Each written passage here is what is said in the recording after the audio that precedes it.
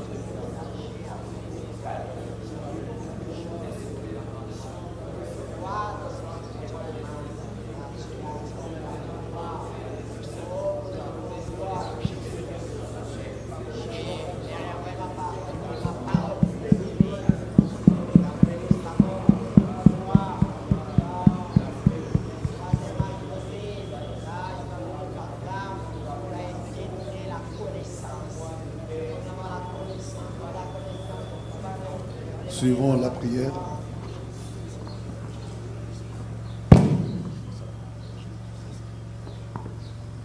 Suivons la prière. Bien-aimé notre Père Céleste, nous voici une fois de plus réunis dans ces lieux pour cette réunion des ministres. Nous te disons merci de nous avoir gardés protégés. Nous te disons merci d'avoir rendu cette rencontre possible. Nous remettons aussi les autres ministres qui sont en chemin pour que tu les gardes et les protèges jusqu'à ce qu'ils vont nous rejoindre. Nous pensons aussi au pasteur Kalumbu l'Ancien, dont la santé était dérangée et bien qu'il s'est rétabli, mais il a voulu bien se reposer. Garde, protège-lui encore, accorde-lui une longue vie, parce que nous avons encore besoin de lui.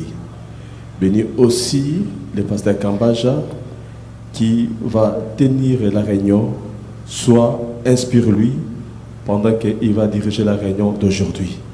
Nous remettons tous les déroulements entre tes mains, ainsi tout ce qui peut venir perturber, nous condamnons cela. Nous voulons vraiment commencer et terminer avec toi. Accorde-nous au-delà de nos attentes. Nous t'avons ainsi prié par la foi, au nom de notre Seigneur et Sauveur Jésus-Christ. Amen.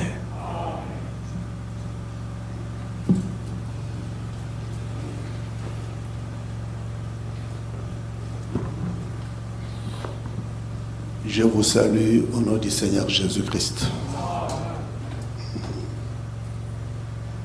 Nous apprécions votre présence ce matin.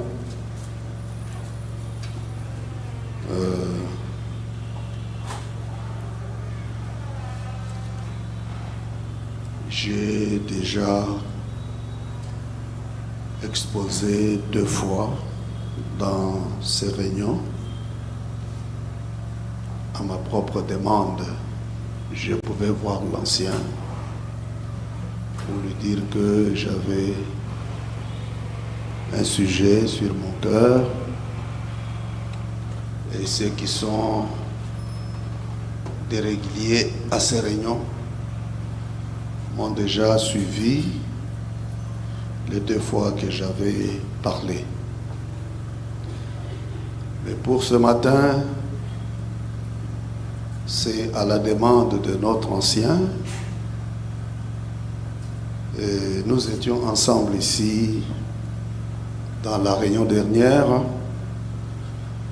Et là, il avait demandé que les gens fassent des propositions pour les sujets qu'on devrait traiter aujourd'hui. Et ceux qui étaient là peuvent se rappeler qu'il y a un pasteur de l'Équateur qui avait proposé que nous puissions parler sur le cri de commandement. Et nous nous étions séparés. C'était samedi, comme d'habitude. Le lundi, j'ai amené mon épouse pour un contrôle dans un centre médical de la place. J'ai reçu un coup de téléphone de notre ancien qui me demandait si j'étais disponible, si je pouvais m'apprêter, me préparer pour parler sur le sujet qui a été proposé. Mon discernement m'a poussé à accepter directement parce que c'est la première fois que l'ancien me demande service. Et pour une autre raison, nous sommes des hommes spirituels. Nous savons discerner quand Dieu vous sollicite pour un travail. Alors quand j'ai donné mon avis, un avis positif, mon épouse était assise à côté de moi. Elle savait qu'on devrait voyager pour un contrôle médical en dehors du pays quelque part. Quand j'ai coupé, il m'a fait la remarque. Est-ce que ce n'est pas le pasteur Kalumbu? J'ai dit c'est lui. Mais pourquoi tu lui as dit ça? Tu sais qu'on doit sortir. Je lui ai dit que le prophète nous a enseigné qu'en toute chose, nous devons mettre Dieu en première place. J'ai dit, tu vois, nous allons partir pour des raisons de santé. Si nous acceptons de sacrifier ce voyage pour servir Dieu, Dieu aussi peut s'occuper de nous. Et directement, ma femme a cédé. Voilà pourquoi je suis là devant vous ce matin. C'est à la demande de notre ancien. Cette précision s'impose pourquoi? Parce que le cri de commandement dans la Bible, il n'y a qu'une seule référence biblique. Le cri de commandement se trouve dans la Bible seulement dans le livre de 1er Thessaloniciens chapitre 4 au verset 16. Et quand vous prenez ce seul verset 16 là, il n'est pas parlé seulement du cri de commandement. Il est parlé à un signal donné, à la voix de l'archange et au son de la trompette. Donc il est parlé de trois choses qui doivent arriver. Mais parmi ces trois choses-là, la proposition n'a pas dit est-ce que nous pouvons parler sur les trois choses des Thessaloniciens? Non, ce n'est pas ce qui a été proposé. Pasteur Ben, tu étais là? Donc, on n'a pas dit, est-ce que nous pouvons parler sur les trois choses des 1er Thessaloniciens 4? Non, nous étions là. Moi-même, dans mon cœur, je m'étais dit, mais pourquoi le pasteur ne dit pas, parlons sur les trois choses? Mais il faut respecter l'Esprit de Dieu. Lui, il a dit, parlons seulement sur le cri de commandement. Alors, parce que le verset parle de trois choses et que le pasteur a demandé qu'on parle d'une de ces trois choses. Alors, moi, je ne vais pas parler de trois choses pendant que la proposition était de parler d'une seule. Donc là, je voudrais être précis. Que personne ne s'attende à ce que je parle de trois choses qui arrivent en 1er Thessaloniciens 4. Non, ce n'était pas ça la proposition. Pour ceux qui étaient là, la proposition était que pouvons-nous parler du cri de commandement. Donc ce matin, je veux parler seulement du cri de commandement. Chers collègues, est-ce que la chose est claire? C'est très clair. Merci et bonjour à Kinshasa. Maintenant, je voudrais préciser aussi, ajouter à ma précision que cependant, Mon exposé aura deux parties. Je ne pense pas que la deuxième partie, nous pouvons l'attaquer aujourd'hui. La première partie de mon exposé sera consacrée à l'exploitation, à l'exposition du cri des commandements lui-même. Ce sera la première partie. La deuxième partie sera consacrée à la tentative d'élucider les points de controverse. Parce qu'il y en a. Je vais vous les montrer. Donc la deuxième partie de mon exposé, je vais alors essayer, cette fois-là, de faire un essai d'éclairer les points de controverse sur certaines citations, voilà, qui sont isolées pour avancer une compréhension quelconque, et nous allons essayer. Ça sera dans la deuxième partie que je ne pense pas que je toucherai très bien aujourd'hui. Comme nous sommes des champions de retard dans ces réunions, et je me suis dit, mais je ne sais pas si j'invite un pasteur, parce que j'en ai invité deux à venir aujourd'hui. Je me suis dit, mais quelle heure je peux leur dire?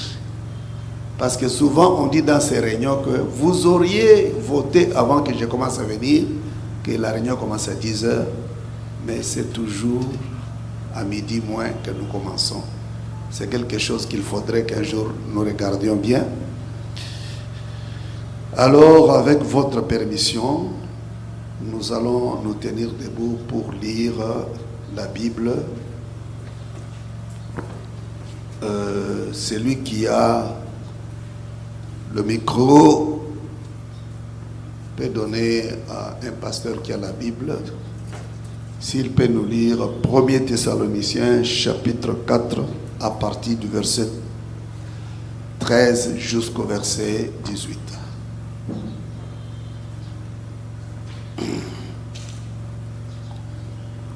1 Thessaloniciens chapitre 4 du verset 13 au verset 18. Nous lirons au nom du Seigneur. Nous ne voulons pas, frères, que vous soyez dans l'ignorance au sujet de ceux qui dorment, afin que vous ne vous affligez pas comme les autres qui n'ont point d'espérance. Car si nous croyons que Jésus est mort et qu'il est ressuscité, croyons aussi que Dieu ramènera par Jésus et avec lui ceux qui sont morts. Voici en effet ce que nous vous déclarons d'après la parole du Seigneur. Nous les vivants, restés pour l'enlèvement du Seigneur, pour l'avènement. Pour l'avènement du Seigneur, nous ne dévancerons pas ceux qui sont morts, car le Seigneur lui-même a un signal donné à la voix d'un archange et au son de la trompette de Dieu, descendra du ciel, et les morts en Christ ressusciteront premièrement. Ensuite, nous les vivants qui serons restés, nous serons tous ensemble enlevés avec eux sur des nuées, à la rencontre du Seigneur dans les airs. Et ainsi, nous serons toujours avec le Seigneur. Consolez-vous donc les uns les autres par ces paroles. Amen. Que Dieu bénisse la lecture de sa parole. Merci.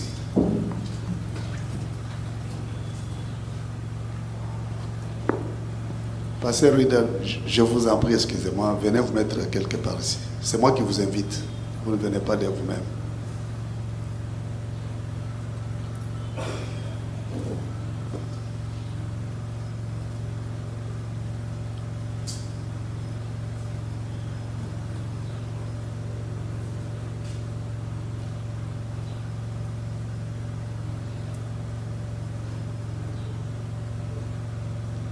Très bien, même là-bas, au coin.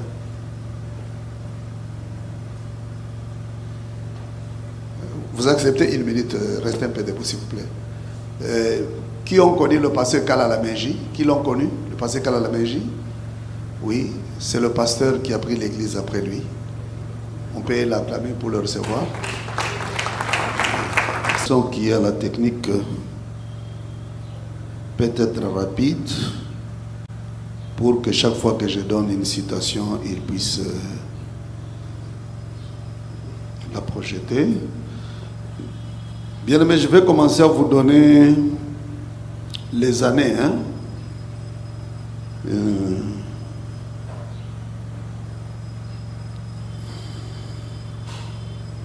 vais commencer à vous donner les années. Diacre, il est là. Diacre, s'il vous plaît, Jérémie, il est là, le frère? S'il est là, ça sera bien s'il est là, comme ça, quand je cite une citation.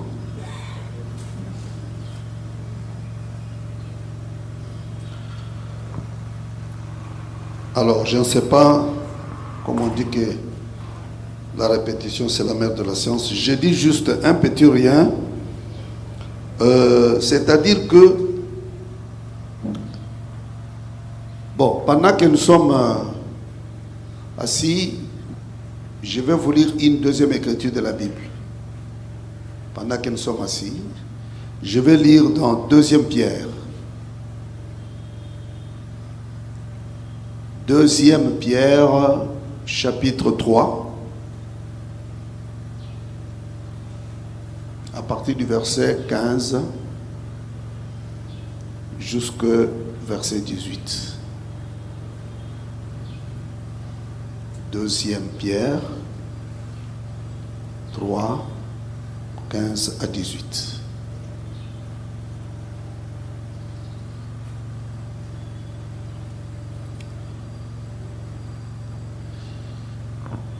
Croyez que la patience de notre Seigneur est votre salut.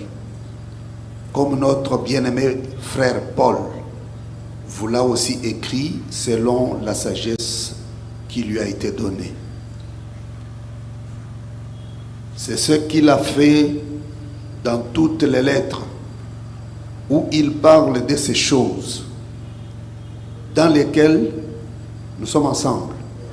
Il y a des points difficiles à comprendre dont les personnes ignorantes et mal affermies tordent le sens comme celui des autres écritures pour leur propre ruine.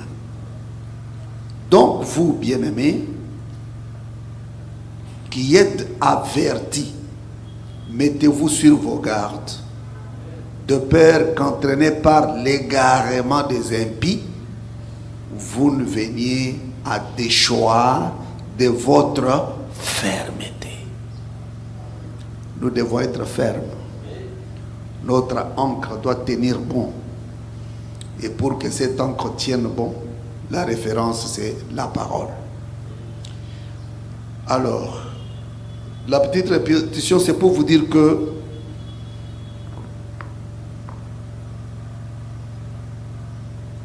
mon exposé aura 2 parties.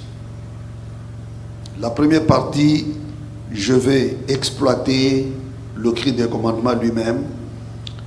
À mon sens, ce n'est pas un sujet difficile à présenter, mais parce que comme le cri se rapporte au message lui-même, ça sera peut-être un sujet vaste, mais je ne vais pas suivre ça. Mais ce n'est pas un sujet difficile à présenter, c'est un sujet court. Mais le problème est que dans le message, comme Pierre parle de Paul, dans les lettres de Paul, il parle des choses dans lesquelles il y a des points difficiles. Dans le message aussi, il y a aussi des citations qui peuvent prêter à une difficulté de compréhension. Ce que moi je peux dire, Pierre ne met pas les gens en garde contre les écrits de Paul, non. Mais il met les gens en garde contre ceux qui tordent le sens. Mais la réalité est que dans les lettres là, il y avait des points difficiles. Ces points difficiles là, ça fait partie du message. Mais il y a des gens, bon, Pierre dit qu'ils sont ignorantes, des personnes ignorantes, et aussi mal affermies. Il dit que eux, ils tordent le sens de ces choses-là difficiles. Et Pierre met les gens en garde contre ceux qui tordent, pas contre les points difficiles. Et aujourd'hui aussi dans le message de Branham, il y a aussi des citations difficiles. C'est à cause de ces citations difficiles que j'ai lu la deuxième écriture de Pierre. Et ici, j'ai pensé, avant de passer à l'exploitation de mon sujet, vous donner juste un exemple de les citations difficiles. Merci Loma, tu me suis bien. Alors, je suis déjà dans « Nous voudrions voir Jésus ». Nous voudrions voir Jésus. C'est une prédication du 12 juillet 62. Bien-aimé, si tu es là, 12 juillet 62. Si tu peux nous balancer le paragraphe 424. Si tu peux nous balancer le paragraphe 424. Bon, entre-temps, moi je peux lire ici. Messieurs, nous voudrions voir Jésus. En plus, que se passerait-il si un homme entrait ici avec du sang lui coulant dessus, avec des empreintes, des clous et tout le reste? Jésus, lorsqu'il viendra, tout œil le verra. Tout genou fléchira et toute langue confessera. Lorsque le corps de Jésus retournera. William Branham dit, je crois dans sa venue littérale. Quelle venue littérale? Il dit, un corps physique descendant des cieux, alors écoutez, avec un cri, avec la voix de l'archange et la trompette de Dieu.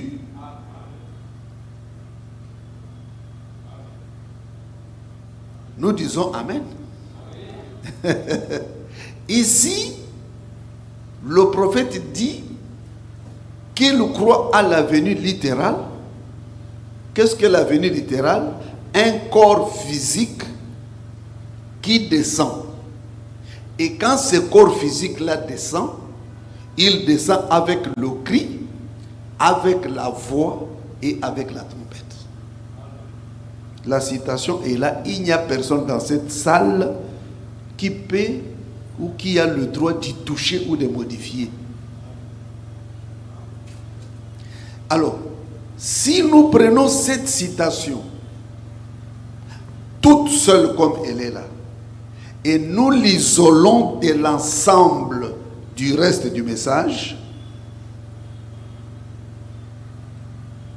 cela aura comme conséquence que si dans cette salle il y a quelqu'un qui croit que le cri a déjà eu lieu, par conséquent il doit aussi croire que le corps physique est déjà là, parce que c'est ce que la citation dit.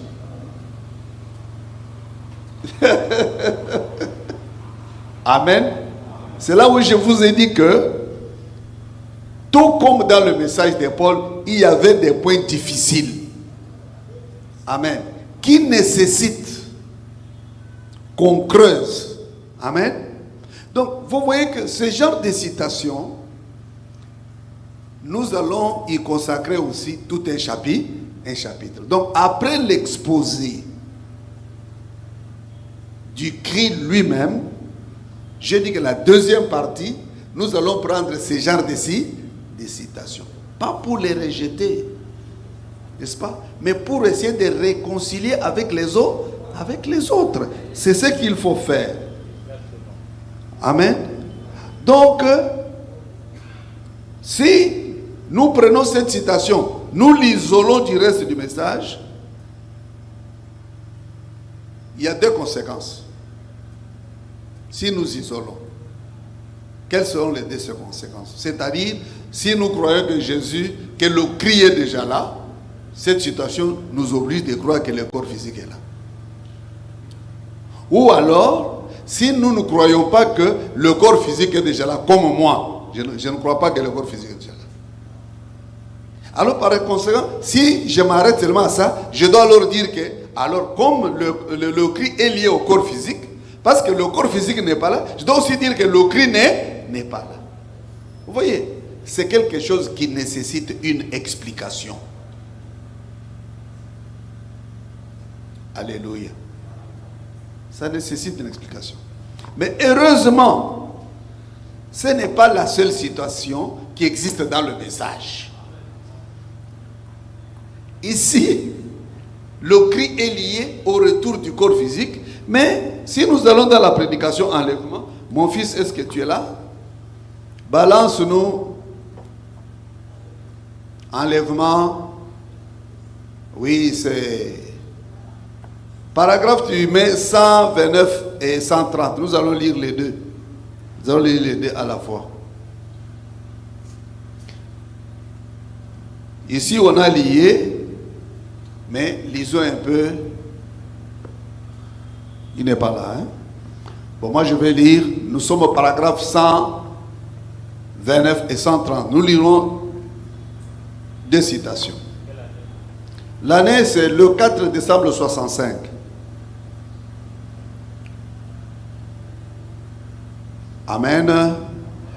Je veux que vous remarquiez cette grande chose qui est arrivée ici maintenant. Branham me dit, ne manquez pas cela. Vous voyez, notez donc bien ceci. La parole dit ici, bon, il se trompe un peu. Hein, ce n'est pas 2e Thessaloniciens, c'est 1er, non? Nous avons dit. La parole dit ici dans 1er Thessaloniciens, hein, qu'il y a 3 choses. Remarquez du verset 3 au verset 16. Il y a 3, est-ce que je peux lire? Il y a 3 choses qui doivent arriver avant que le Seigneur lui-même apparaisse. Alors ici, ce n'est pas exactement ce qu'on a lu là-bas. Là-bas, c'est lui-même, le corps physique, qui vient avec le cri. Mais ici, on dit quand même, il y a une nuance. Bon, là, je vais expliquer quand on prendra ce... C'est-à-dire, le cri est lié au corps physique, mais il y a une nuance ici, on dit avant. Alléluia. Moi, je comprends que c'est différent de ce qu'on a lu dans Nous voudrions voir. Il y a 3 choses qui doivent arriver avant que le Seigneur lui-même apparaisse. Rapidement, maintenant, afin de pouvoir terminer, la première chose qui est arrivée, remarquez, c'est un cri de commandement. Voyez-vous, une voix, une trompette. Lisons cela maintenant, voyons si c'est juste. Vous voyez? Car là, il cite maintenant l'écriture, car le Seigneur lui-même, avec un cri de commandement, avec une voix d'archange et avec la trompette de Dieu, descendra du ciel. Paragraphe 130. 3 choses arrivent avant que Jésus apparaisse. Ici, on met bien avant. Et je crois que le mot avant veut dire avant. Quand on dit cela arrive avant, cela ne veut pas dire au même moment. Ou après, non. C'est-à-dire avant. Alléluia. Et nous entrerons en détail sur ces choses Dans la deuxième partie, que je termine un peu cette lecture parce que je vais y ajouter autre chose. Il dit, 3 choses arrivent avant que Jésus apparaisse. Une voix, un cri de commandement, un cri, une trompette doivent arriver avant que Jésus apparaisse. Prenons le cri de commandement. Retenez aussi cette chose. Jésus fait ces 3 choses pendant qu'il descend. Non, comprenons, c'est qu'il descend. Mais il y a un détail. Qui fait ces 3 choses?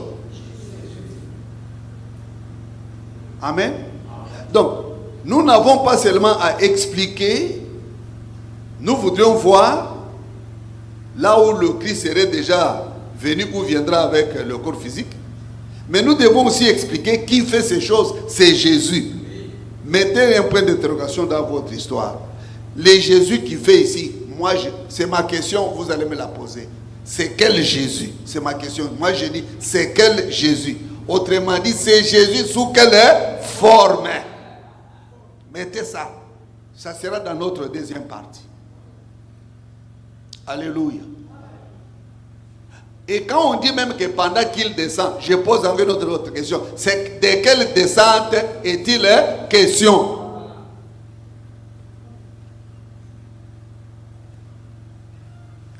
Nous verrons que le Christ est le message. Est-ce que j'anticipe un peu? Nous allons voir que le Christ est le message. Amen. Le message a-t-il sonné au ciel, bien sur la terre? Je parle à mes collègues ministres. Le message, on l'a proclamé de la terre ou bien au ciel? Sur la terre. Mais on dit que c'est Jésus qui fait. Non. Descendre, oui. Mais qui fait? C'est-à-dire, même le cri, c'est lui qui lance le cri, c'est Jésus. Alors, s'il a fait sur terre, c'est Jésus qui a fait. Pas au ciel, mais nous avons raison de savoir, mais qui est ce Jésus qui fait le message sur la terre? Il le fait sous quelle forme? Amen. Donc, dans la deuxième partie, nous n'allons pas rejeter, nous voudrions, ou non, non. Mais bien aimé, chaque citation a sa place. Le travail que nous avons et que le prophète reconnaît, c'est essayer de les réconcilier. Mais pas jeter une autre. Il n'y a aucune citation qui peut jeter une autre. Ce qu'il faudra faire, c'est réconcilier. Amen. Et si nous réconcilions, nous verrons aussi dans la deuxième partie quel est ce Jésus qui fait les 3 choses. Parce que c'est ce Jésus-là qui nous a prêché le message. Si c'est lui, de quelle descente il est question. Amen.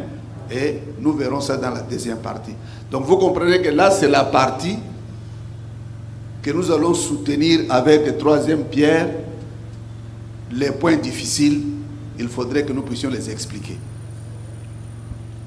Maintenant, je commence le point principal, le cri de commandement.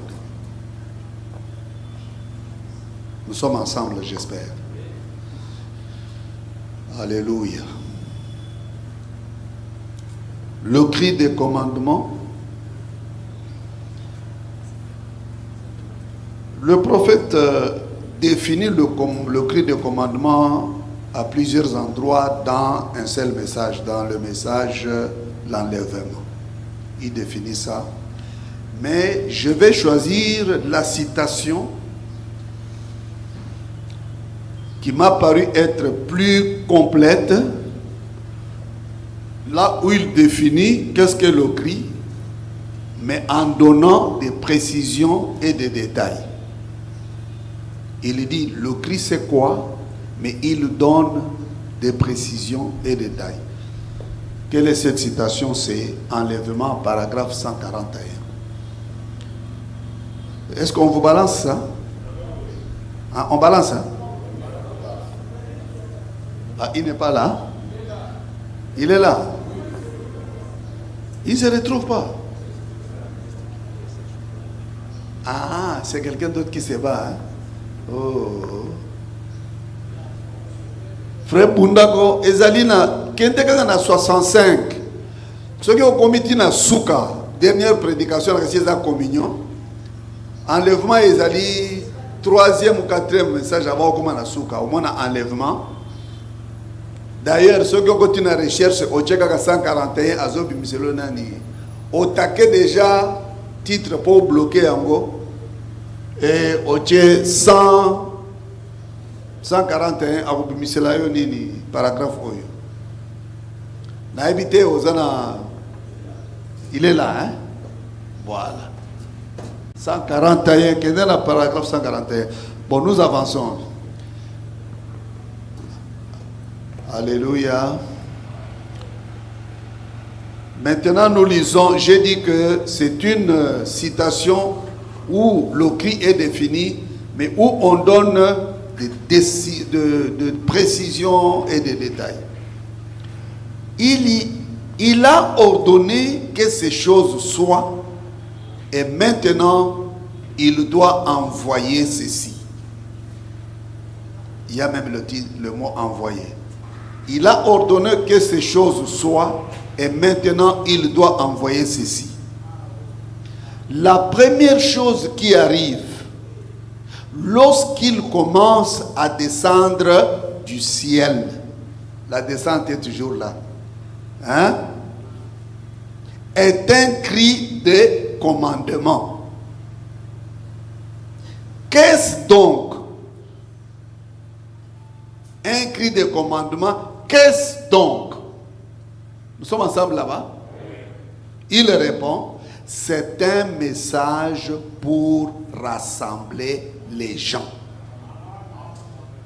Amen. Donc le cri de commandement n'est pas compliqué. Le cri de commandement, qu'est-ce donc? C'est un message pour rassembler les gens. Un message est proclamé premièrement. Lisons d'abord la citation. C'est bien le temps de la préparation des lampes. Levez-vous, préparez vos lampes. Le prophète va loin. Quelle veille est-ce? La 7e. Pas la 6e, la 7e. Il dit, voici l'époux vient. Alléluia. Levez-vous et préparez vos lampes. Et elles le firent. Certaines d'entre elles découvrirent qu'elles n'avaient même pas d'huile dans leurs lampes. Voyez-vous? Mais c'est le moment de préparer les lampes. Écoutez des précisions. C'est le temps de Malachie 4. Alléluia. Lorsque on en arrive, il dit encore, c'est Luc 17. Alléluia. C'est Esaïe, toutes ces prophéties, afin que cela puisse.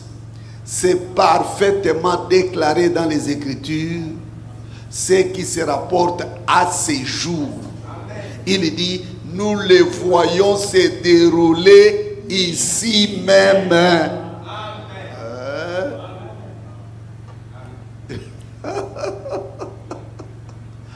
Alléluia.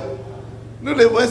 Alors, j'ai dit que j'ai pris cette citation parce que non seulement qu'elle définit qu'est-ce qu'est le cri, mais elle donne aussi des précisions et des détails. Vraiment,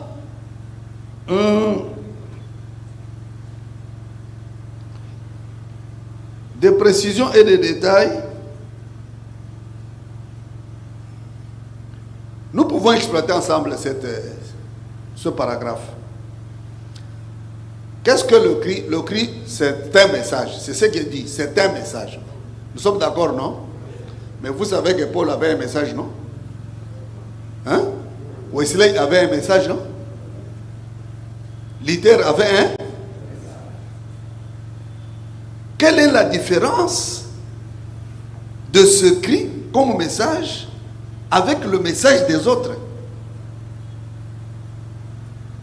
Le paragraphe précise. Il dit que c'est un message, mais le message du temps de la préparation des lampes. Quelle veille est-ce? On dit que c'est la 7e veille. Donc, on précise que c'est le dernier message. Le message qui dit, levez-vous, voici l'époux, allez à sa rencontre. Donc, c'est le message qui, entre lui et l'époux, il n'y a plus d'autre message au milieu. Parce que vous savez, on est ensemble. Donc, si le cri est un message, avec ces précisions, moi je comprends que le message de Paul est exclu. Le message de Luther est exclu. Amen. Le message qu'on appelle le cri, c'est le message de la 7e veille. Ce n'est pas n'importe quel message. Ne mettez pas le message de Paul ici. Ne mettez pas le message de Luther ici. Non. Le cri, c'est le message du temps de la fin. C'est la précision. Le cri, c'est le message de la 7e veille. J'ose même dire, le cri des commandements, c'est le cri de minuit. Levez-vous, préparez vos lampes, voici l'époux, allez à sa rencontre. C'est ça le cri des commandements. Le cri des commandements, c'est le cri de minuit. Oui, ça y est, ça y est.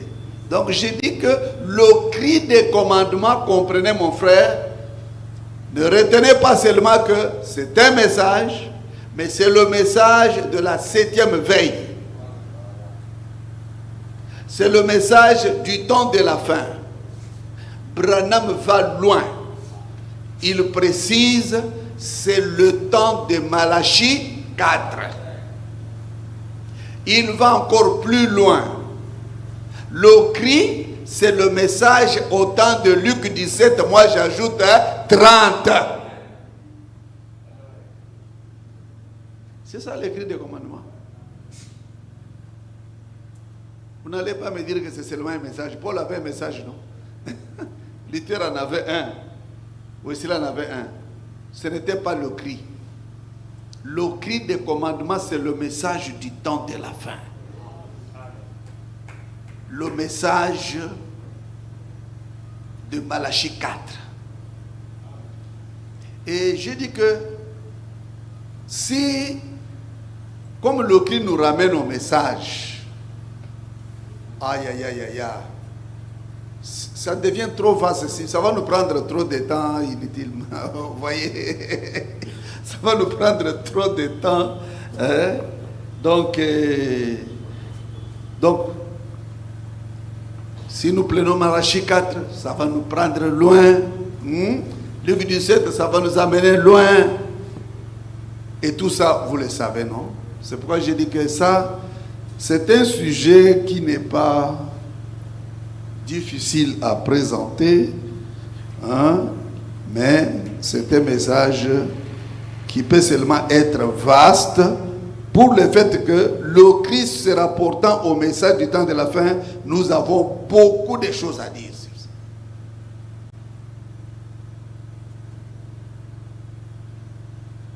C'est le temps de Malachie 4. Dans la nourriture spirituelle, il y a une définition propre à William Branham. Mais parce que personne ne peut oser dire des choses comme ça parmi nous ici. Quand Branham dit que dans Malachie 4, il nous est promis que Jésus-Christ descendra. Est-ce que vous avez vu Jésus-Christ dans Malachie 4? Tu l'as vu quand? Hein? Il dit que dans Malachie 4, il nous est promis que Jésus-Christ descendra et il va s'incarner dans un corps. ça, il n'y a que Branham qui peut le dire. Et quand lui il dit, nous disons Amen. En dehors de lui, personne ne peut dire ça. Amen. Hein? C'est pourquoi je dis que maintenant, comme ça se rapporte au message, on peut aller loin, loin, loin, loin. Mais tout ça, vous le savez déjà. Parce que je voudrais vous épargner le temps. Quand on dit que le temps de Luc 17, mais quand vous lisez dans quelle est cette attraction sur la montagne, paragraphe 147, pourquoi tous ces bruits sur la montagne du soleil couchant? Il dit que c'est Dieu accomplissant sa parole. Sa parole écrite dans Apocalypse 1, 10, 1 à 7. Hein? Il dit que c'est ce qui accomplit littéralement Luc 17 et 30. Vous voyez là où ça nous amène.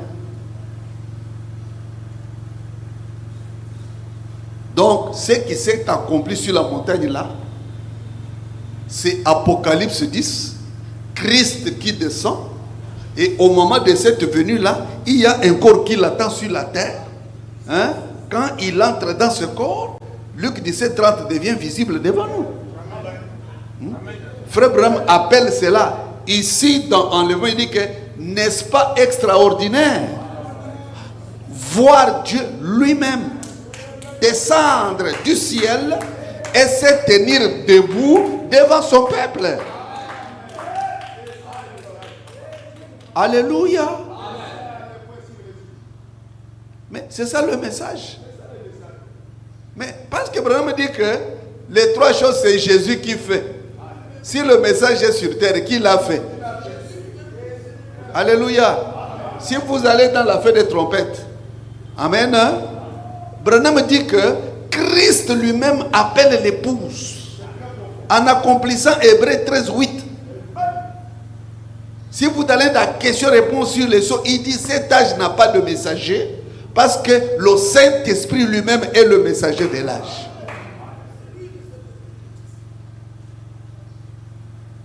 Alléluia. Exactement le même à l'exception du corps. Hein? Amen. Donc j'ai dit que le cri des commandements, parmi les trois choses, c'est la chose la plus facile à présenter. Mais seulement c'est vaste. Parce que ça se rapporte au message. Qu'est-ce que le cri des commandements? C'est le message du temps de la fin. C'est le temps de Malachie 4. C'est Luc 17, 30. Alléluia. C'est le message qui dit, levez-vous, préparez vos lampes. Voici l'époux vient. Donc, le cri de commandement n'est pas difficile à présenter. Maintenant,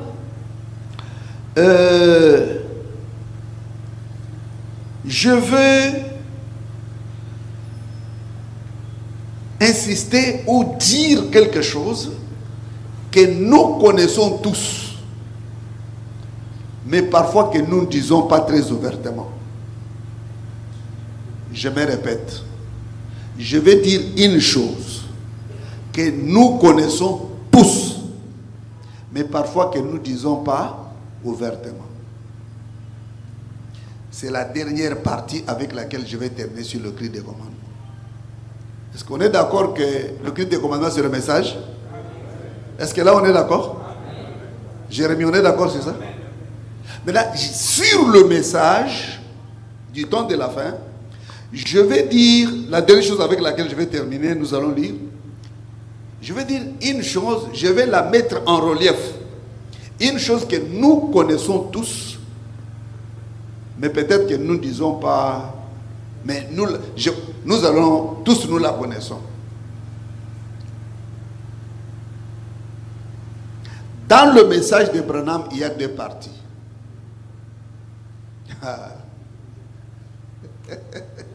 Alléluia.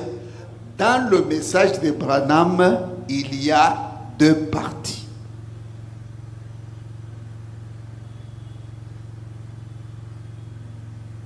Si le message de Branham c'est le cri de minuit, nous allons voir avec William Branham que alors dans le message de Branham il y a deux parties. Pourquoi? Parce que le message comme le cri de minuit, la Bible dit que quand on a crié, toutes les 10 vierges se sont réveillées. toutes les 10 vierges. Laissez-moi me rassurer d'une chose. Le message est-il destiné à l'épouse, oui ou non? Non, je vais poser la question, je veux que vous me répondiez. Le message est-il destiné à l'épouse, oui ou non? Alors, parce que le message c'est le cri de minuit. Quand il crie, toutes les 10 vierges se réveillent. Donc, toutes les 10 vierges, c'est l'épouse, oui ou non? Je vous ai eu, c'est là où je vous amenais. Non, ce n'est pas l'épouse. Ce n'est pas l'épouse. Alléluia. Nous allons lire Frère Branham. C'est là où je vous ai dit que dans le message, il y a deux pas, il y a deux parties. Dans le message, nous allons lire Frère Branham lui-même.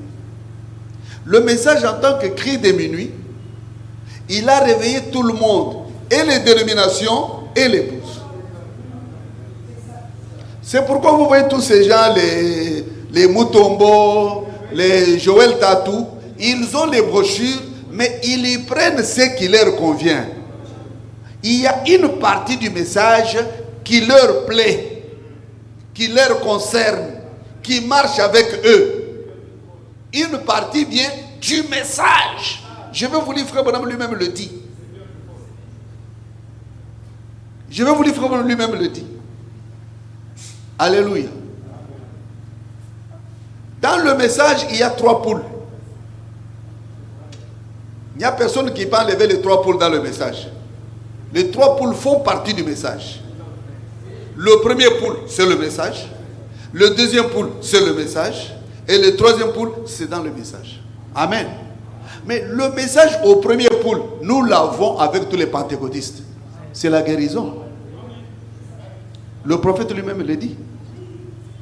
Cette partie-là, nous l'avons avec tout le monde. Je vais vous lire, Frère Branham. Alléluia. Nous passons même au deuxième poule. On se précipite avec eux. On se précipite avec eux. J'ai le témoignage de Frère Brady, qui est venu ici avec le frère, celui là où Matam était parti, le vieux frère là, c'est Frère Jeriro. Je pense qu'il n'y a que le pasteur qui peut le connaître. Vous avez connu Jeriro, non? Il est venu avec Frère Brady. Et Brady nous a donné le témoignage. Je pense que c'est le jour où on prêchait, Frère Branham prêchait sur le mariage et le divorce. Il dit que j'étais étonné. Jerry est venu me réveiller à 3h du matin et commençons à nous préparer. Moi j'ai dit, ça c'est que l'église, pour aller, on commence à se préparer à 3h du matin. Il dit, mon frère, parce que lui il venait de l'Haïti, si tu ne te prépares pas, tu vas manquer de place. Il dit, nous sommes arrivés à l'église à 4h du matin ou 4h30, il n'y avait plus de la place. Devant l'entrée là, c'était déjà cuit. Il dit que j'étais le seul noir. Il dit, quand on a ouvert la porte, les gens se battaient, on se donnait des coups. Boum, boum. Il dit que, surtout qu'on a vu un noir, on n'a pas eu égard pour lui. Et lui-même a dit que non, ça c'est sauf qui peut, on risque de me tuer ici. Il dit qu'il a donné des hyperkits aux blancs. Mais pour entrer dans l'église, mais tous ces gens qui se battaient là, vous pensez qu'ils sont dans le message aujourd'hui?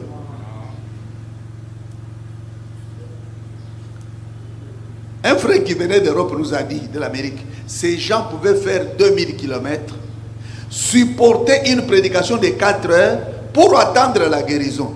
Dès qu'il est guéri, il rentre, il n'a jamais su que Branham a prêché quoi. Ça ne lui intéresse pas. Il a eu la guérison puis il est parti. Alléluia. Maintenant, dans le deuxième poule, on marche avec ces gens. Mais quand on arrive au troisième, mais c'est fini.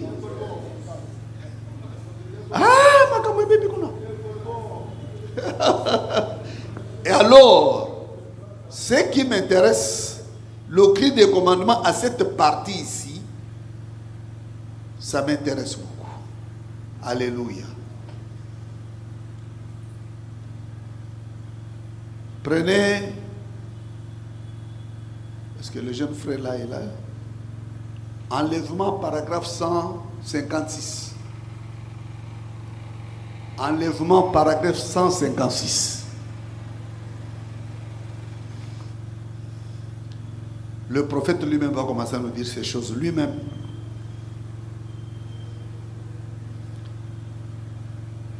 Frère, suivez les termes de votre prophète, la manière qu'il présente ça.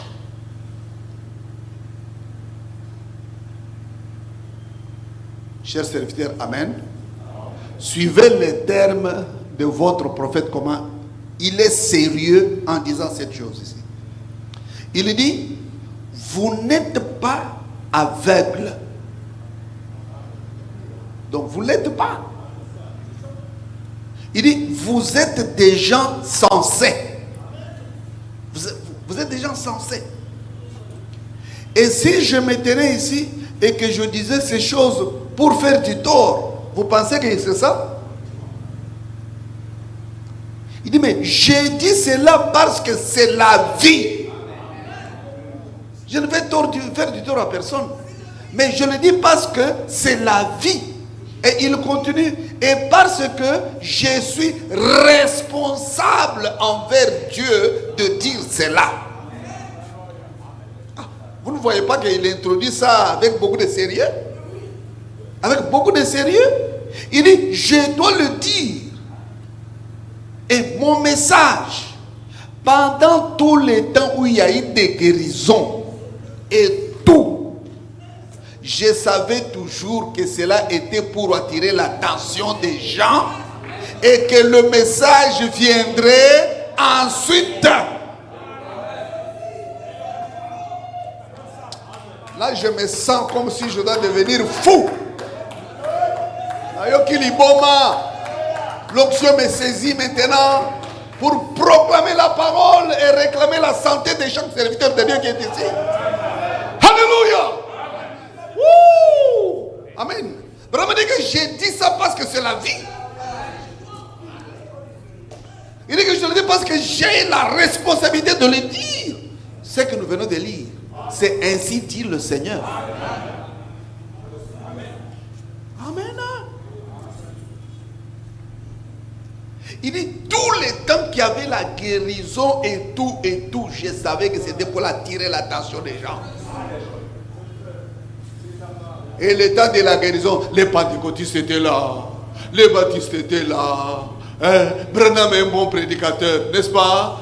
Et on était confondus avec eux dans cette première partie du message. Alléluia. Mais lui dit que je savais toujours que le message viendrait après. Il dit, et le voici. Les paragraphes ici, ce sont les hommes qui ont mis. Lui dit, et le voici. C'est quoi? Les sceaux sont ouverts. Les mystères montrant ces choses. C'est ça le message.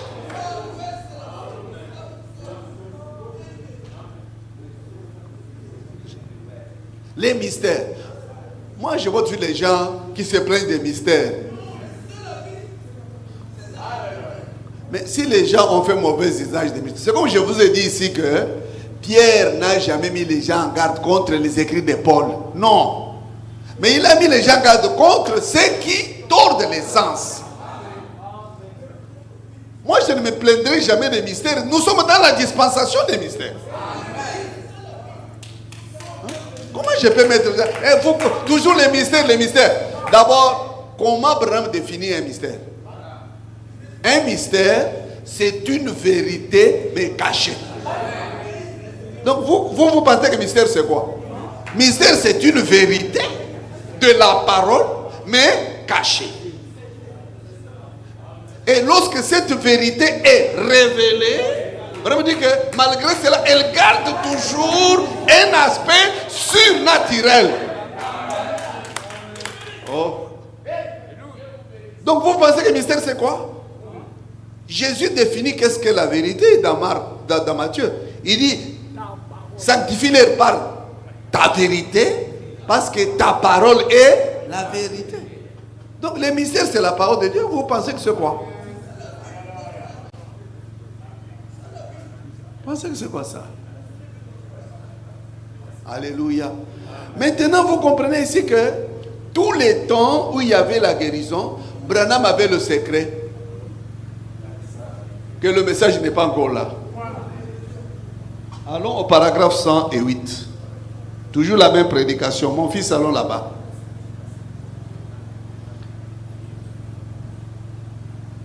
Allons au paragraphe 108. Nous sommes ensemble. Or, il y a un messager en haut. Alléluia. Il y a un messager en haut, au-dessus de tout ceci. Nous savons c'est Christ, non? Et un messager sur la terre. Il y a deux messagers. Un en haut. Le mot anglais, le mot ange en anglais signifie un messager. J'ai dit, le mot ange en anglais signifie un messager. Lors du message du 7e ange, écoutez, pendant qu'il exerce son ministère, oh, est-ce que vous allez recevoir? Mais pas lorsqu'il a commencé à exercer son ministère.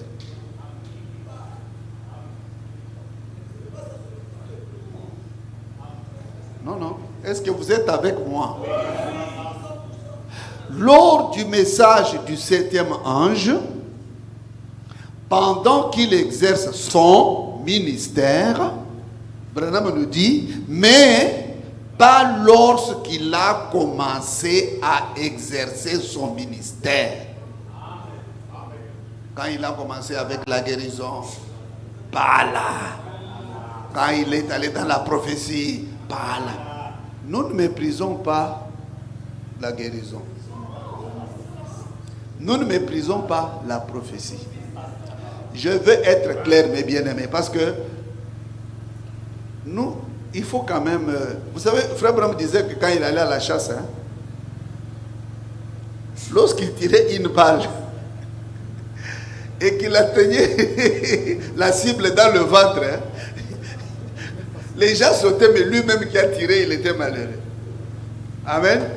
Parce que Dieu lui avait donné la nature de la précision. C'était lié à son ministère. Lui, même s'il atteint le but, mais que la balle se longe entre les deux yeux. Nous sommes au temps de la précision. Est-ce que Branham est contre la guérison? Est-ce que Branham est contre le miracle? Mais il faut préciser les choses. Il n'y a pas la vie éternelle dans la guérison. Ni dans la prophétie. Parce que moi, ici, je pouvais même vous occuper toute une journée. Moi, ça m'étonne. Nous vieillissons déjà. Vous, les jeunes gens qui venez, au lieu d'agiter la parole, vous commencez à agiter les dons. C'est malheureux. Nous sommes en train de vieillir. Qu'est-ce qu'on va laisser? Vous commencez à agiter les dons dans l'église. Venez. Ici, tout le monde est guéri. Moi, je suis né pour faire de grandes choses. Je n'ai jamais dit ça, moi. De ma bouche ici, je suis né pour faire de grandes choses. Quelles grandes choses? Beaucoup d'argent, beaucoup de véhicules. Mais c'est malheureux dans le message. L'ancien est là. Nous ne connaissons pas cet évangile-là. D'où est-ce que vous avez dit ça? Dans le message, vous commencez à copier les groupes de prières. Vous commencez l'église de réveil. Je suis élevé. Je suis élevé. L'élévation, c'est quoi, mon Dieu? Quelle est cette histoire, élévation? Dieu t'a élevé. C'est quoi l'élévation? C'est quoi? Dans le message, on ne bénit plus l'homme qui a le Saint-Esprit. On bénit. Frère a beaucoup d'argent, Dieu l'a béni. Ah bon? Est-ce qu'il est sauvé, ce frère-là? Dans le message aujourd'hui, nous avons des chercheurs de signes et des faiseurs de signes et des faux signes même. Moi, ça m'étonne. Même des prophéties qui s'avèrent fausses, mais les gens restent attachés.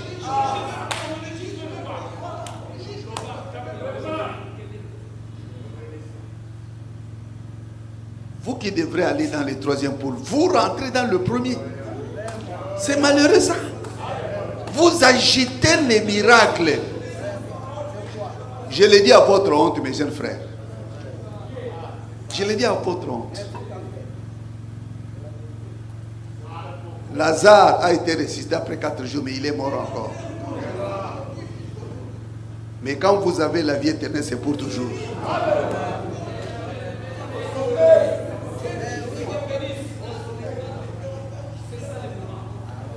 Alléluia. Le prophète lui-même dit, le message du 7e ange, pendant qu'il existe au ministère, mais pas lorsqu'il a commencé à exercer son ministère. Pourquoi frère Branham te dit pas? Il dit Jésus, quand il commença son ministère, il commença par la guérison des malades et les affligés. Qu'est-ce que les gens disaient? Oh, ce grand rabbi, il est un prophète parce qu'il est guéri. Et pourtant le prophète apporte la parole. Alléluia. Il est un prophète. Et écoutez, tout le monde le voulait dans son église. Au premier poule, tout le monde cherchait Branham. Deuxième poule, tout le monde cherchait Branham. Mais lorsqu'un jour il s'éteint là et dit, moi et mon père, nous sommes un. Branham dit, c'était différent. Alléluia. C'était différent. Et il dit, à moins que vous ne mangez la chair du Fils de l'homme et ne buviez son sang, vous n'avez pas de vie en vous. Qu'est-ce qu'ils ont dit? C'est un vampire. Vous voyez, Branham dit que c'était différent. Suivez mes bien-aimés. Il ne l'a jamais expliqué. Non, quand je voulais dire manger ma chair, je voulais dire, Jérémie, je voulais dire, il n'a jamais expliqué. Les apôtres, ils avaient déjà vu la manifestation, la confirmation de la parole de Dieu pour son âge rendu réel. Cela leur prouva qu'il était le messager de cet âge. Il n'avait besoin de rien expliquer. Alléluia. Écoutez, 109, je vais terminer une petite partie là. Il dit que ses disciples, est-ce qu'il y a les disciples de Jésus ici? Ses disciples n'étaient peut-être pas capables de l'expliquer, mais ils le croyaient. Qu'ils puissent l'expliquer ou non, ils restèrent tranquilles et crurent cela.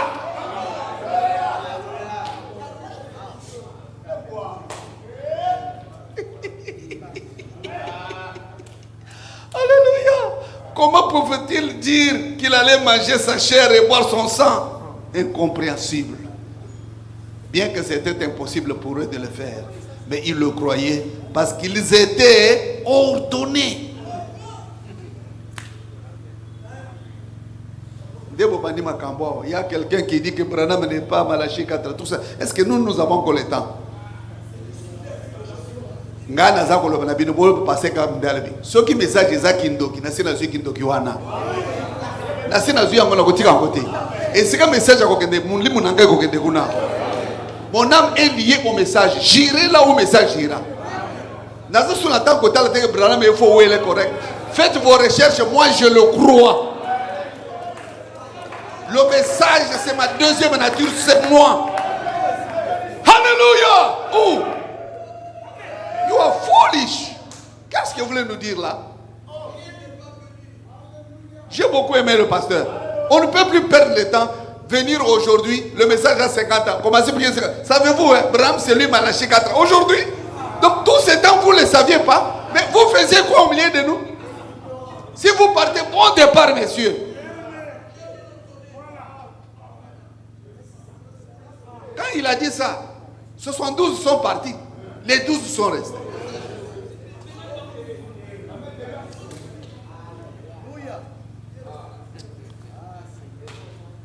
Alléluia. J'ai dit que dans le message, il y a 2 parties.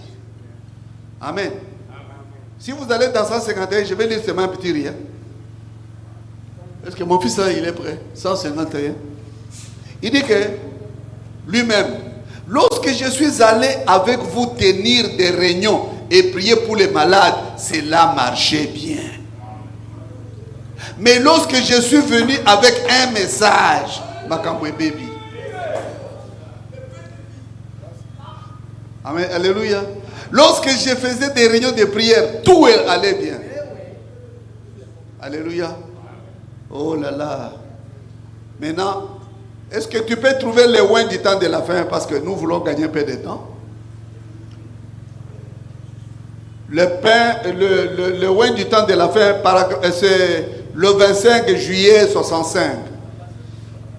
Le oin du temps de la fin. Le 25 juillet 65. Le 25 juillet 65. Paragraphe 262. C'est là où je suis en train d'arriver à quelque chose. Je commence à chuter parce que j'ai dit la deuxième partie là pour les points difficiles, ça on verra un autre jour.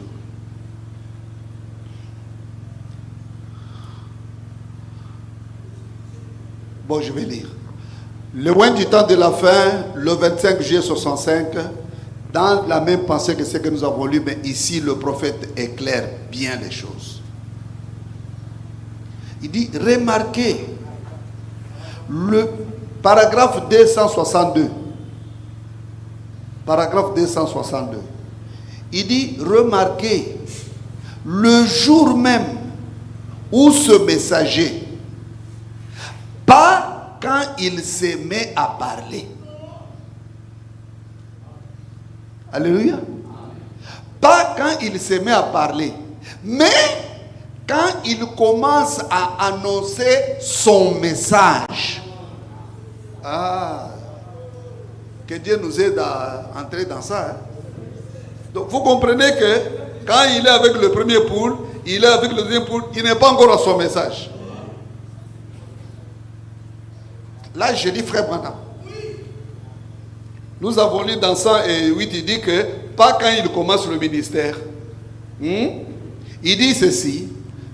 Remarquez, le jour même où ce messager, pas quand il se met à parler, mais quand il commence à annoncer son message. Il dit, vous voyez, le premier pôle, la guérison. Alléluia. Le deuxième pôle, la prophétie. Là, les moutons peuvent le suivre. Le troisième pôle, l'ouverture de la parole, les mystères révélés. Il n'y a rien de plus élevé comme rang pour révéler la parole que les prophètes. Mais le seul moyen par lequel le prophète peut être confirmé, c'est par la parole. Suivez la précision. Et rappelez-vous, le troisième pôle, amen, c'était l'ouverture de ces 7 sceaux pour révéler la vérité cachée qui avait été scellée dans la parole. Qu'est-ce que je peux encore dire ici?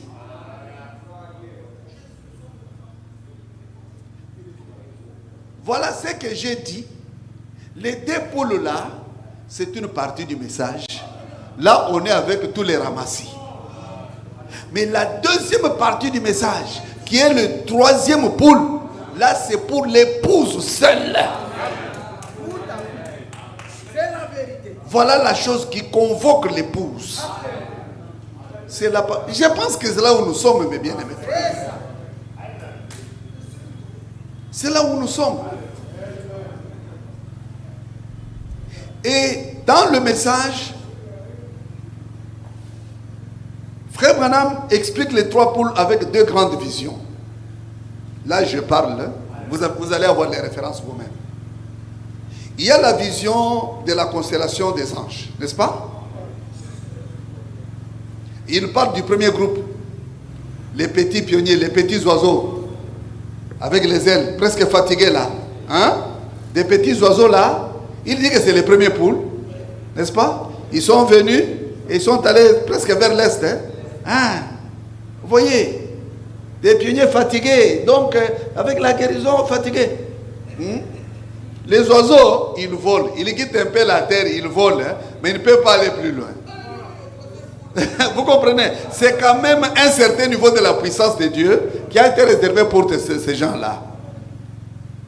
Là, du côté de ça, nous voyons le niveau de la puissance de Dieu dans les poules. Et il y a le deuxième groupe. Il dit que ce sont des oiseaux un peu plus gros que les premiers. N'est-ce pas? Ils suivent la même direction. Hein? Ils s'en vont aussi, c'est le deuxième pôle. C'est quand même une action du Saint-Esprit. Là, c'est le côté de Dieu toujours.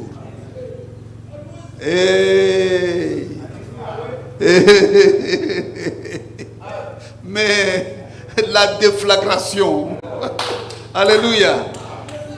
La déflagration, alléluia. Les oiseaux quittent la terre pour lever. Mais ici, on a ceux qui viennent de l'éternité. Alléluia. On a ceux qui viennent de l'éternité. Ceux qui sortent du trône. Exactement. La constellation de cet ange. Branham dit que j'avais pensé que quelqu'un m'a tiré sur le dos.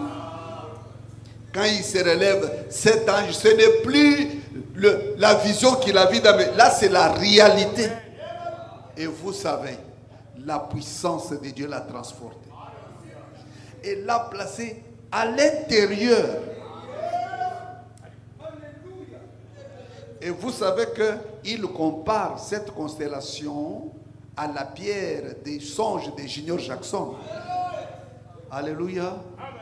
Une pierre qu'aucune lumière n'a jamais frappée. Et là, lui, un humain, on l'a pris, on l'a mis là-dedans. Il dit que les secrets que seuls ces anges connaissaient, il a été loin de cela. On le ramène sur terre, une voix dit, rentre maintenant à Jeffersonville. Alléluia. C'est ça notre appel. C'est pourquoi nous sommes ici.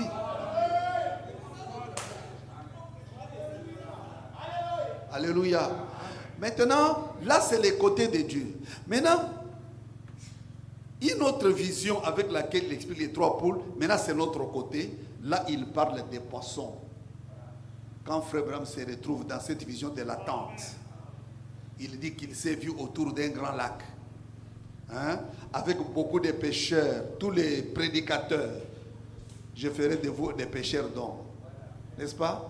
Et tous ces prédicateurs de première poule, deuxième poule, ils ne pêchaient que des petits poissons. Alléluia. Le gros poisson qui représente les gens qui sont devant moi, il avait la couleur arc-en-ciel. Alléluia. La profondeur appelle la profondeur. Christ descend avec l'arc-en-ciel et le gros poisson dans l'eau avec l'arc-en-ciel. Alléluia. Et première poule, des petits poissons. Deuxième poule, des petits poissons. Vous voyez?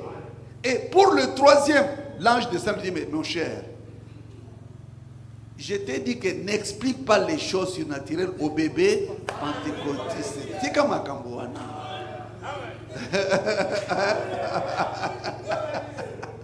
Alléluia. Oh, mes bien-aimés. Ah, il faut que j'arrête. Il faut que j'arrête. En tout cas, et je vais lire seulement une ou deux citations. Nous arrêtons pour aujourd'hui.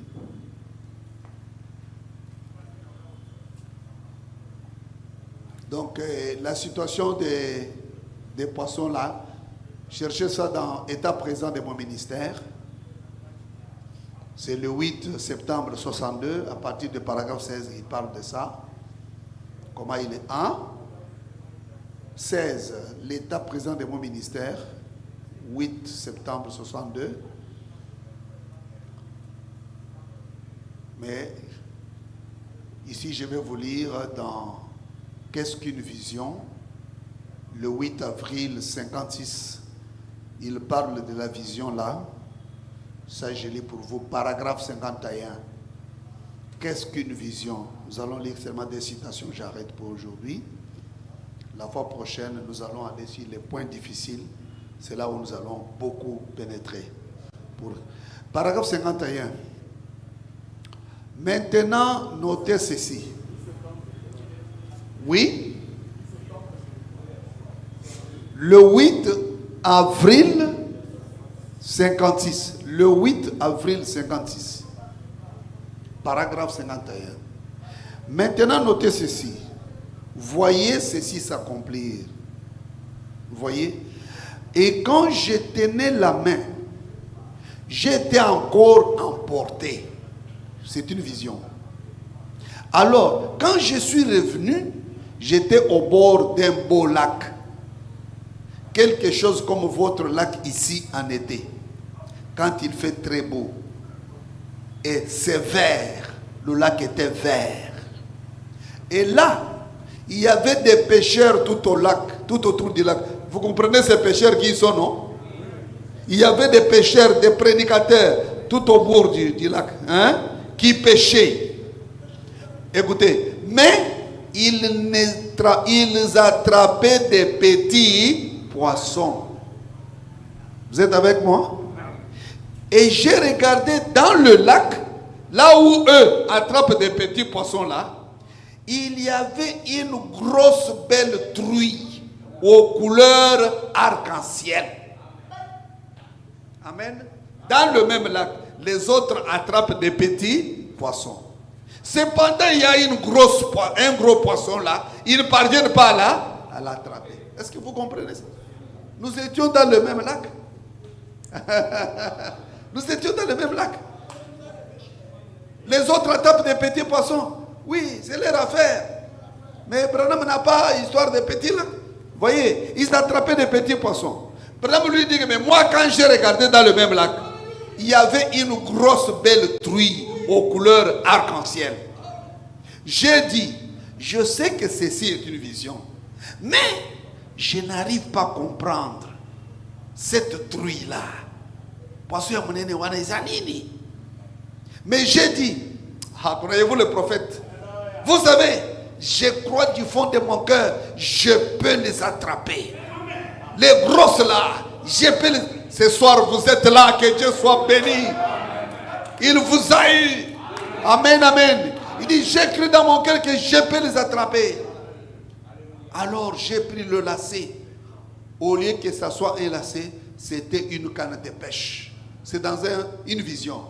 Juste à ce moment-là, celui qui était derrière moi a dit, maintenant, je vais t'enseigner comment pêcher, comment attraper ces poissons-là.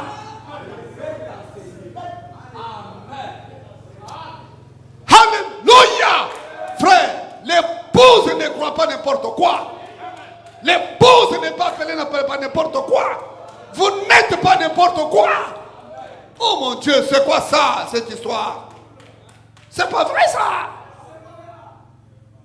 On commence à nous montrer des dons. Mais si c'était des dons, moi je ne serais pas dans le message, mon Dieu. C'est quoi ça? Ne jouons pas avec le message quand même, mes frères. Oh. Non, non, non, non, non. Là, nous parlerons plus fort pour que ça soit compris. Alléluia. L'épouse, c'est l'ange qui lui enseigne comment la voir. Ce n'est pas n'importe quel pêcheur qui peut attraper l'épouse. Maintenant, je vais t'enseigner comment pêcher, comment les attraper. Oh mon Dieu. Pour gagner du temps, et allons dans le 7e saut, nous terminons par là.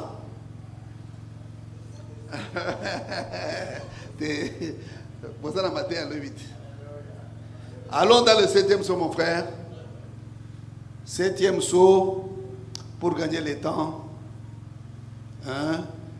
Et donne-moi le paragraphe 291. On va ça directement.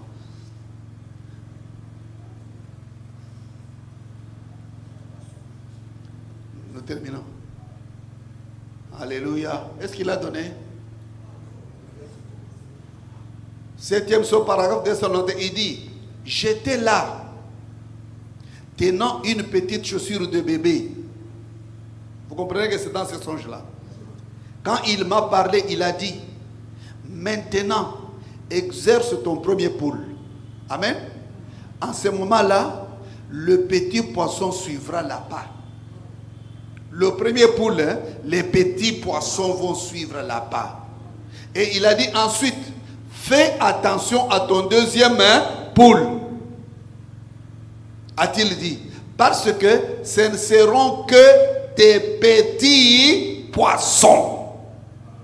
Et il a dit ensuite, c'est le troisième poule qui va les attraper. Le gros là est attrapé par quoi?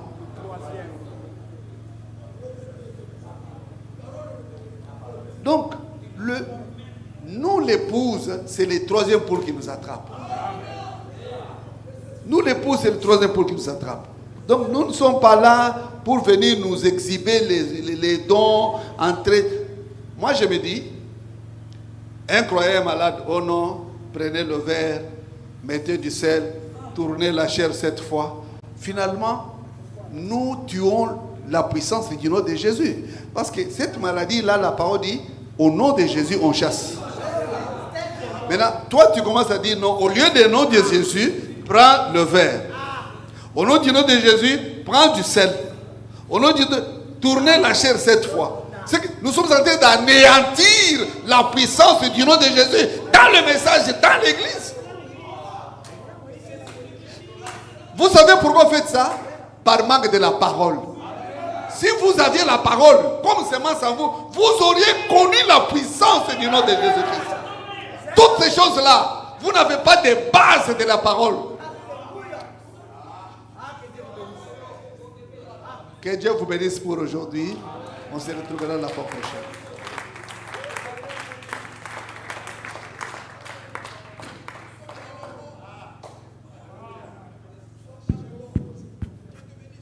Merci beaucoup, Pasteur Kambaja.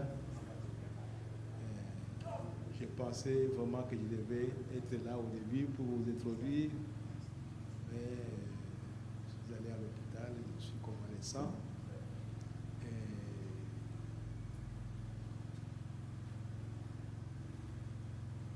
Bientôt, c'est l'enlèvement de l'Église. Comme le frère l'a dit, ça fait pleurer. Ça fait pleurer parce que l'épouse n'est pas attrapée aujourd'hui. L'épouse a été attrapée quand toi, tu as reçu la parole. Si tu étais l'épouse, c'était la parole qui t'a attrapé. On est venu me voir avec beaucoup de témoignages, de miracles, de guérisons. Cela n'entrait pas. Ça n'entrait pas, j'ai rejeté. Si c'était à cause de ça, je ne recevrais pas de message. Même les miracles que Madame a fait là, les prophètes visitent la fille de Dieu, cela, j'ai rejeté ça. Mais quand j'ai écouté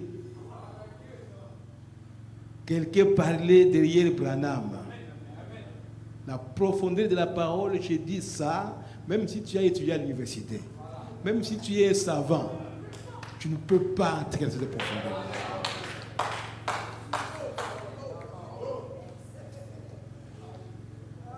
C'est très, très important, frère, parce que ça dépend de toi, de ta destinée et de ce que tu es en train de faire. Tu as déjà fait combien de temps dans le message? Si tu as été attrapé par le troisième pôle, comme étant le gros poisson, qu'est-ce que tu serais? Qu'est-ce que tu devais être aujourd'hui? C'est comme les bien-aimés tentent de le dire. On devait déjà être au sommet, mais vous êtes en train de nous tirer en arrière. Vous êtes en train de nous tirer encore derrière pour nous freiner. Que Dieu nous aide. Je crois que le frère va continuer. la fois prochaine, jusqu'à ce que nous puissions arriver à la fin de ce sujet, parce que je ne sais pas ce que nous prêchons si on n'avait pas encore saisi les cris des commandements. On prêche quoi? Alors, que le Seigneur nous aide. Je crois qu'on est arrivé à la fin. Le sujet continue pour la fois prochaine. Dites aux autres de venir nombreux pour que nous puissions suivre le message, saisir en priant le Seigneur pour que nous puissions saisir le message. Et Dieu nous aidera. Vraiment, je vous en supplie que le message du temps de la fin, nous devons être sérieux avec ça. Je ne peux pas vous empêcher de crier, de sauter, de faire n'importe quoi. Mais n'oubliez pas que des mouvements, beaucoup de mouvements que nous avons maintenant, nous les avons il y a 40 ans. Mais après ça, qu'est-ce qui est arrivé dans le message? Donc, faisons attention à tout cela pour que nous ne puissions pas tourner en rond sur les mêmes choses. Que Dieu vous bénisse, nous allons nous lever.